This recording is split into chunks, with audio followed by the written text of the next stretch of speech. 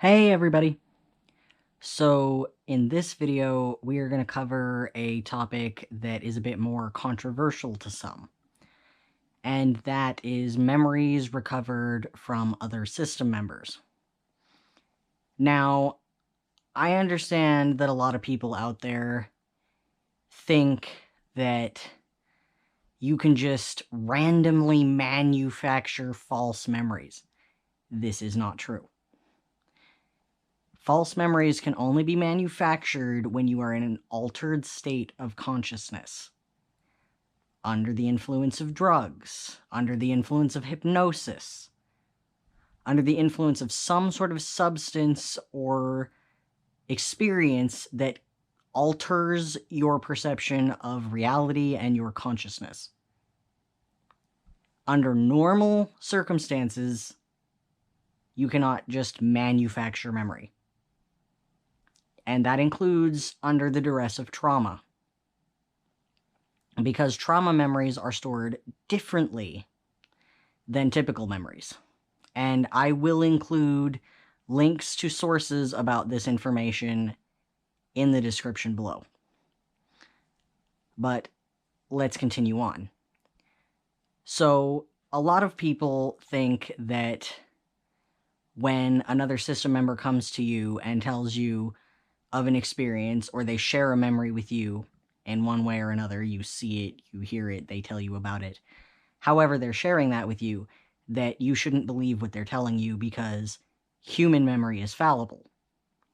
Well, yes, human memory is fallible, but human memory also is not completely to be disregarded. If human memory was so fallible that you shouldn't believe anything that comes from memory, then no one would know who they were. No one would be able to trust their own mind, and that's not the way the world works. So let's give an example of a traumatic situation and the way that human memory is fallible and the way that it isn't. So you have a group of 10 people. They're at a convenience store. The convenience store is robbed at gunpoint. And when asked what happened, every single person who was there recounts a different description of the individual robbing the store. Some say they were a man, some say they were a woman, others say that they were tall, others say they were short, others say they were of dark skin, others say they were light-skinned. Their descriptions of these individuals vary. However, the one thing they all agree on, the store was robbed at gunpoint. And that's the thing about memory. Every single detail may not be as correct as if you were to record it with a video camera or a photo, but the core event is true, even if not every detail is perfectly recalled. So if a system mate comes to you as a person with DID, or if a system member comes to you as a person close to someone with DID and recounts to you an experience that they recall, do not dismiss them. Do not tell them that it didn't happen, or that they're misremembering, or that they're fabricating memories, because they're not. While they may not remember every detail perfectly, what they say happened, happened. So if a system member comes to you and says, I was physically or sexually assaulted by someone, believe them. Because that happened to them. They didn't make it up. It happened. And if anyone tries to tell you that, oh, it's just, recovered memories are all false, that's not true. Recovered memories are only false if they are recovered under an altered state of consciousness, and that doesn't mean they're always false. It means that they can be. because in an altered state of consciousness, your brain can store memory incorrectly or can be influenced to create memory that doesn't exist.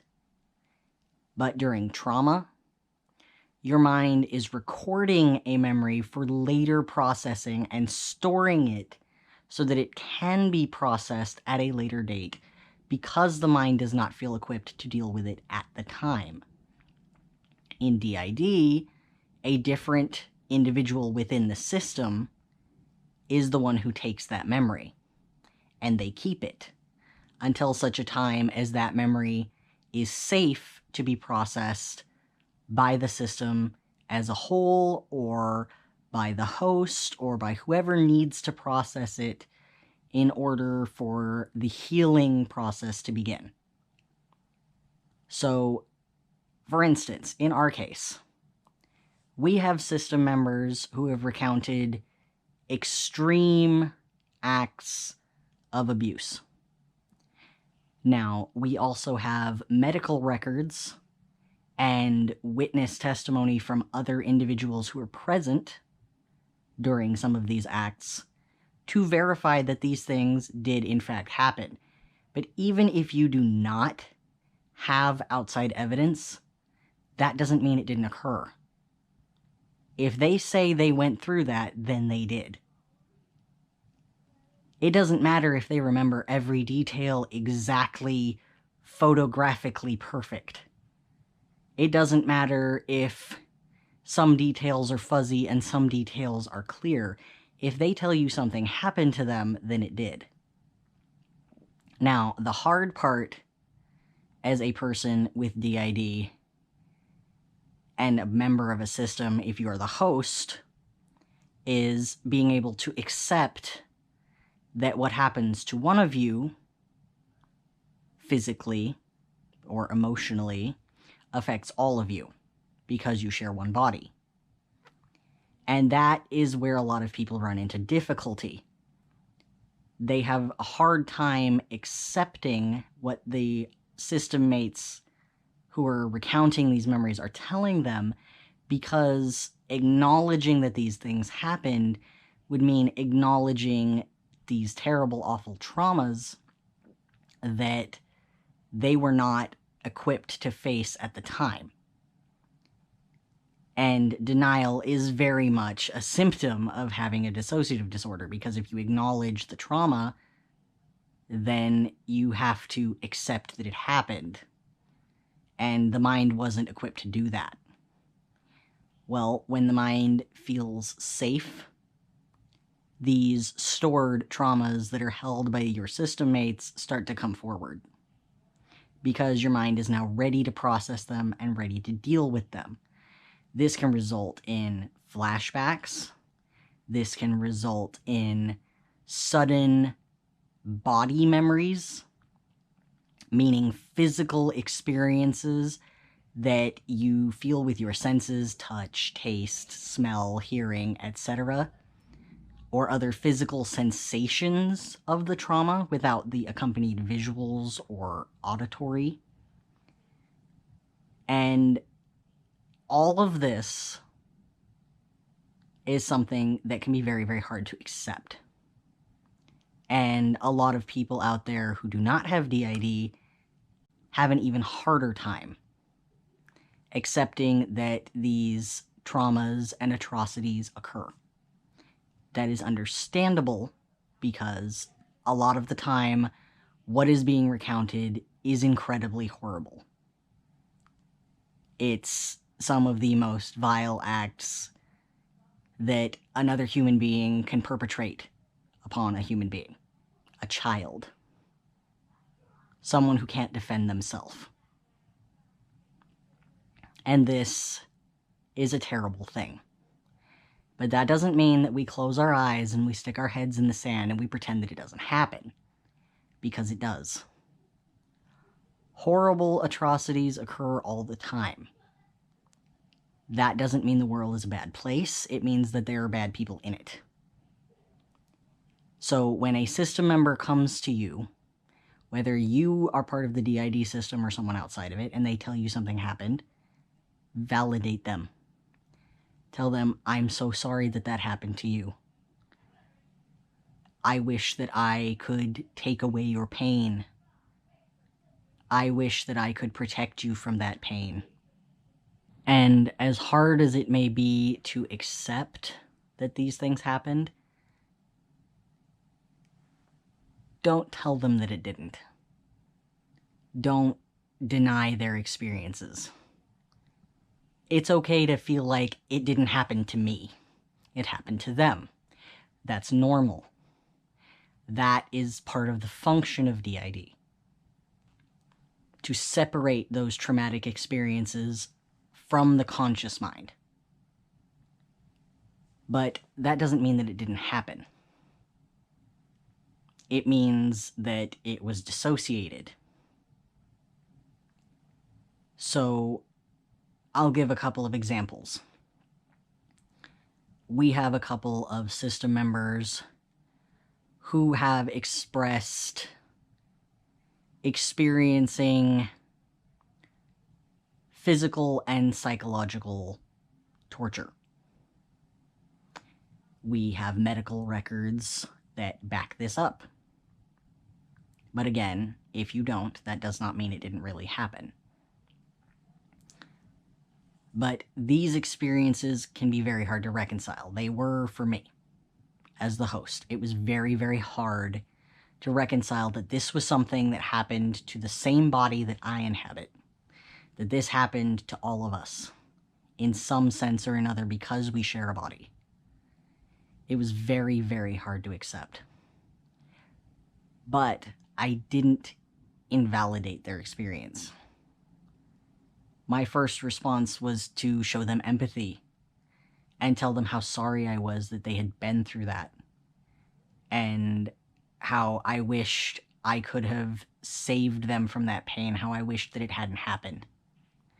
And there are some memories that others have shared that I still have difficulty accepting technically happened to all of us because we share a body.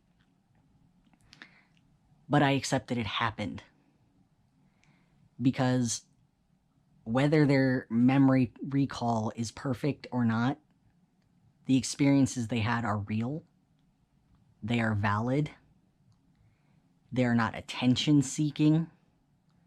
They're not made up. It's not a game of pretend. It happened. And it was terrible. And it's something that we are all going to have to heal from in some way or another, even if we didn't directly experience it, because our body remembers it. Our body remembers it at a fundamental level, in a way that affects all of us through symptoms of pain, through symptoms of body memories and flashbacks. So, overall, remember this. If one of your system mates, or if a different system member than you're used to talking to in a DID system, comes to you and tells you about an experience they've had, believe them. Validate them and be there for them. Because it's real. And it happened to them. And no amount of denial is going to change that fact. Just try to accept that it happened to them, even if you can't accept that it also happened to all of you. Or that it happened to the person that you love or care about in some way or another as a person outside of the system. Be there for them. And remember that all experiences are valid, that you all matter, and that it was not your fault. Well, everyone, I hope that you found this video to be educational, and I hope you found it to be helpful. I hope you enjoyed watching this. If you did, please like, subscribe, and hit that notification bell, and please comment below. Let us know what you thought. Let us know about any future videos you would like to see. And please feel free to share your thoughts about recovered memories. Even if you disagree with me, I am happy to have a conversation. I will not tolerate personal attacks, so please be aware of that. But I will have a conversation with anyone who's willing to have one civilly. So, have a good day, everybody.